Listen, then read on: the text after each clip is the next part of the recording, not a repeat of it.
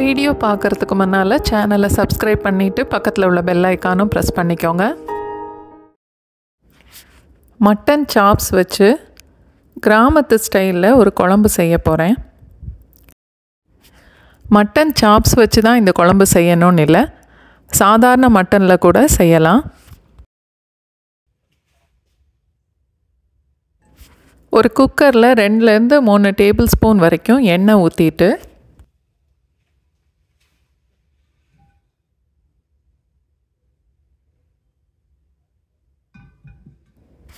ஒரு 7-8 மிளகாய் வத்தல் 2ஆக கிள்ளி வச்சுருக்கேன். 1 டீஸ்பூன் சோம்பு, கொஞ்சம் கருவேப்பிலை, இது எல்லாத்தையும் சேர்த்து தாளிக்கலாம்.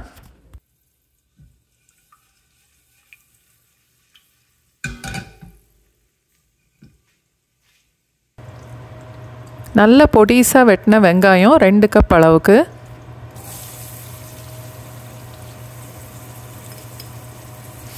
அதோட 1 டீஸ்பூன் இஞ்சி பேஸ்ட், பூண்டு பேஸ்ட் 1.5 டீஸ்பூன் அளவுக்கு சேர்க்குறேன்.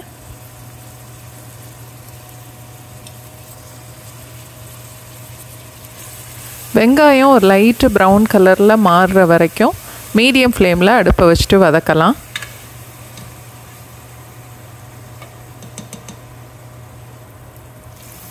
வெங்காயம் நல்லா ப்ரௌன் ஆகிற வரைக்கும் வதக்கிறப்ப அந்த கறியோட ஃப்ளேவர் ரொம்ப நல்லாயிருக்கும். நான் இன்றைக்கி கீ ரைஸோடு சேர்த்து சாப்பிட்றதுக்கு இந்த குழம்பு பண்ணுறேன். சப்பாத்தி பரோட்டாவோடு சேர்த்து சாப்பிட்றதுக்கும் இந்த குழம்பு ரொம்ப நல்லாயிருக்கும். இப்போது 1 கப் அளவுக்கு பொடிசாக வெட்டின தக்காளி சேர்க்குறேன்.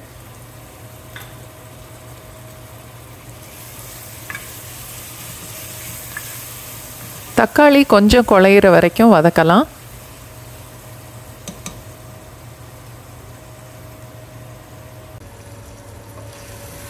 சேனல் சப்ஸ்கிரைப் பண்ணவங்களுக்கு ரொம்ப நன்றி. வீடியோ பார்க்குறவங்க, லைக் பண்ணுறவங்க, ஷேர் பண்ணுறவங்க எல்லாருக்குமே ரொம்ப நன்றி.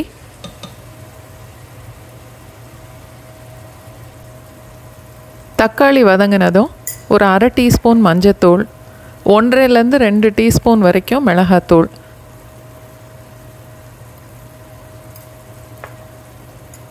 மல்லித்தூள் 3 டீஸ்பூன் அளவுக்கு,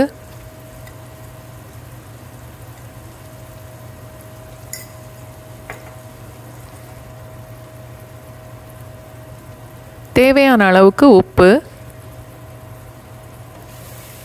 எல்லாம் சேர்த்து 1 நிமிஷம் வரைக்கும் வதக்கலாம்.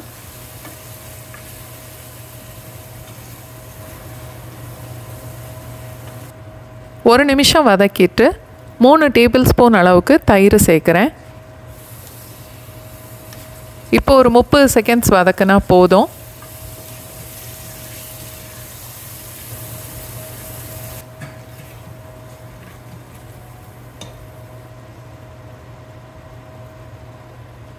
இப்போ 1 கப் அளவுக்கு தேங்காய் பால் சேர்க்குறேன். பாதி தேங்காயிலேருந்து எடுத்தால் கரெக்டாக இருக்கும். அதோட 1 கப் அளவுக்கு தண்ணியும் சேர்த்துக்கலாம்.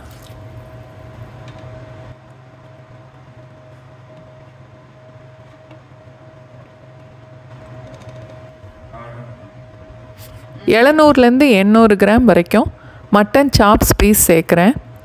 சாதாரண மட்டனாக இருந்தால் 3/4 கிலோ அளவுக்கு சேர்த்தா சரியாக இருக்கும். வீடியோவை லைக் பண்ணுங்கள், உங்களுக்கு தெரிஞ்சவங்களோட ஷேர் பண்ணுங்கள், உங்களுக்கு என்ன தோணுதோ கமெண்ட் பண்ணுங்கள்.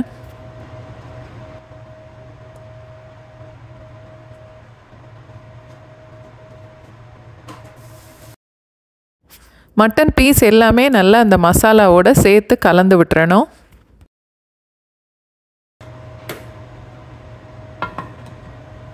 குக்கரை மூடிட்டு ஒரு 5லேருந்து 6 விசில் வரைக்கும் வைக்கலாம்.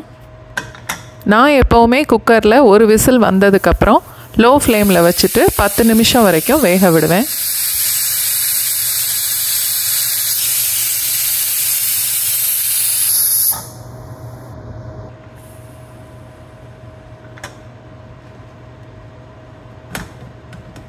சிக்கன், மட்டன் எது சமைச்சாலும் குக்கரில் சமைச்சிட்டு அந்த மூடியை திறந்த உடனேயே அந்த வாசனை வந்து ரொம்ப நல்லாயிருக்கும்.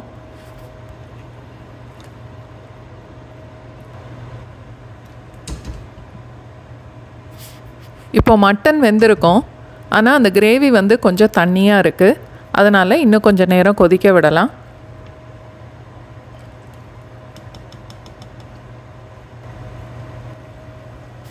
அடுப்பை மீடியம் ஃப்ளேமில் வச்சுட்டு குழம்பு கொஞ்சம் கெட்டியாகிற வரைக்கும் கொதிக்க விடலாம். இப்போது 1 ஸ்பூன் அளவுக்கு சீரகத்தூள், 1 ஸ்பூன் அளவுக்கு மிளகுத்தூள் ரெண்டும் சேர்க்குறேன்.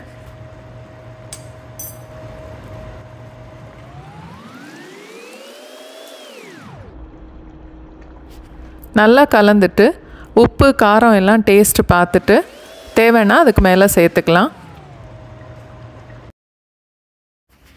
கிரேவி இந்த அளவுக்கு கெட்டியானா போதும். இப்போ அடுப்பு ஆஃப் பண்ணிடலாம்.